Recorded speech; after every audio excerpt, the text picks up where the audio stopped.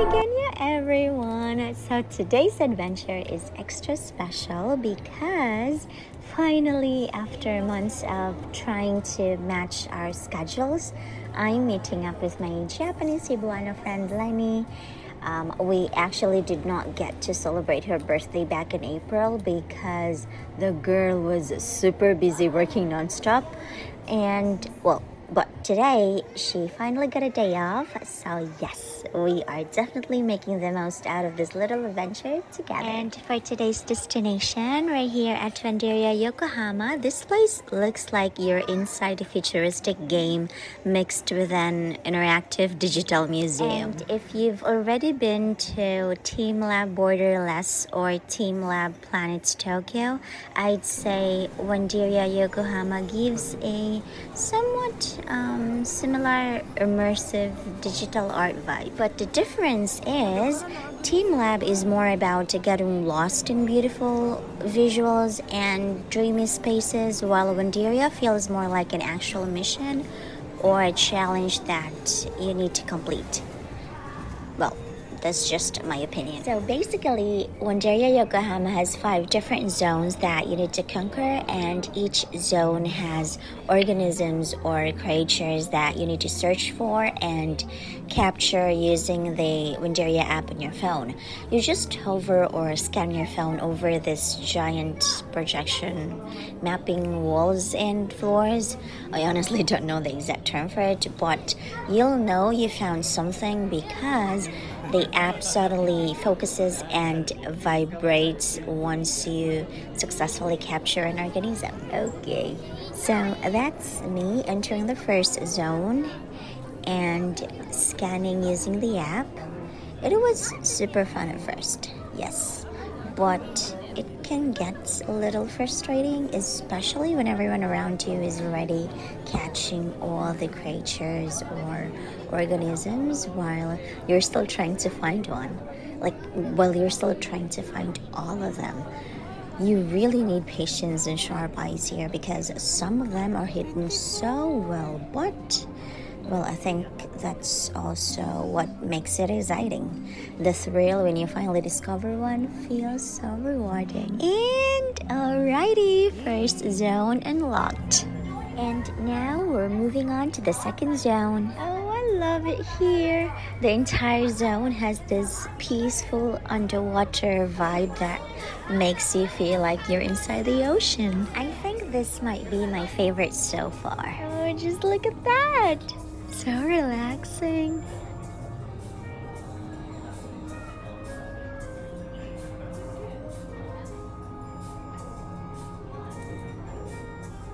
So even though the creatures here are still hard to find, I didn't even mind at all because I was too busy enjoying how beautiful, how calming, how relaxing this zone looked. And a second zone unlocked. Now let's proceed to the third zone, and the vibe completely changed. We just went from the peaceful ocean atmosphere to this wild jungle and forest adventure. This zone had me searching extra hard because it felt like the creatures or organisms could pop up anywhere. そして着物探しに疲れちゃったのは誰でしょう? And third zone unlocked. Now we're entering the fourth zone. This entire zone or entire place feels like we are in a galaxy with aurora lights glowing everywhere. And this makes me sleepy, honestly. And that's us, still trying to hunt for creatures.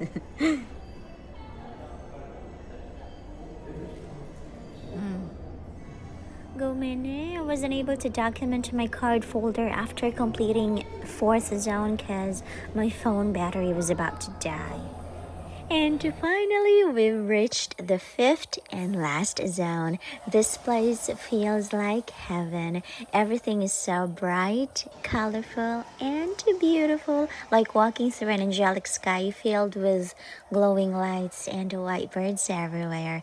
After all the searching and running around in the previous zones, this one felt so calm and rewarding. It's the perfect final zone to end the whole experience because it really leaves you with this magical feeling. Yatta yatta! Yakodekimashita! Oh, and I gotta tell you, my husband was actually the very first one to complete all 5 zones in I think less than an hour. So good this day. And the funniest part, after all that hard work, our reward for the day was a postcard. Yes, a postcard. But honestly, I'm not even complaining because the real reward was actually the whole experience itself. Like, do not visit Wonderia Yokohama expecting some grand prize or whatever. The fun is really in the adventure, like in the adventure itself, the excitement every time you finally capture an organism, the satisfaction of conquering a zone, and just laughing around while trying to figure everything out together.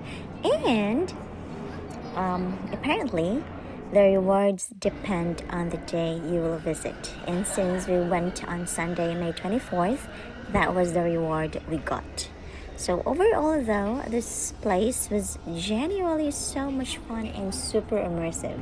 I think this is perfect for kids, families, and even adults with young hearts like us. It really brings out your inner child while also making you feel like you're inside a sci-fi game. And of course, what made today even more memorable was finally getting to celebrate my friend's birthday properly, even if it was a little late. Well, better late than never, right?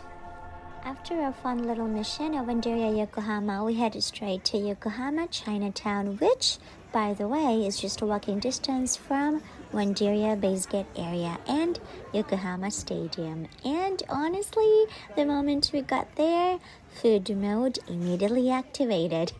I actually did not get to document our lunch buffet because my mind and my stomach were completely synchronized to just eat and eat and eat. Like seriously, I was already super hungry while we were still at Wonderia, even though I ate breakfast before leaving home. I don't know. All that walking, scanning, and chasing organisms definitely burned all my energy. Anyway, so yep, this right here is already my 5th Chinese sponge cake. 5th.